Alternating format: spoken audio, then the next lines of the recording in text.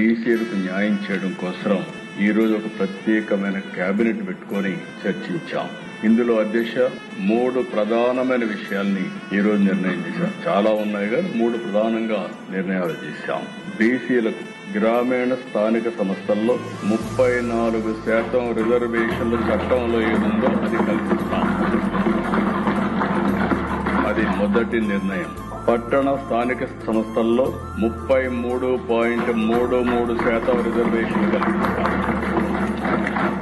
ఇంకొక పక్కన urban local బాడీలో మేయర్, మున్సిపల్ చైర్మన్స్ ని ప్రత్యక్ష ఎన్నికల ద్వారా ఎన్నుకునేదానికి శ్రీకారం చుడతాం.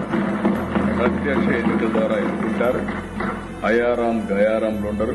సుస్థిరమైన పాలన, సమర్థవంతమైన పాలన మా కూటమి నిర్ణయం అని చెప్పి ఇంకొకసారి ప్రజలందరికీ విజ్ఞప్తి చేస్తున్నాను. మూడోది 13 జిల్లాలున్నాయి, జిల్లా పరిషత్తులున్నాయి, 28 జిల్లాలున్నాయి. ఇది కూడా ఒక హిస్టారికల్ నిర్ణయం.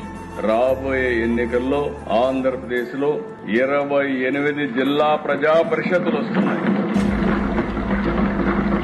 ఈ 3 నిర్ణయాలు ఇంక చిన్న చిన్న నిర్ణయాలు. ఒకప్పుడు పదవుల కోసం రాజ్యాంగాన్ని మిస్యూజ్ చేశారు. డిప్యూటీ మేయర్లు 2, జిల్లా ప్రజా పరిషత్తుల వైస్ చైర్మన్లు 2. అంటే వీళ్ళకి పదవులు కావాలంటే ఇచ్చారు గాని బీసీలకు మాత్రం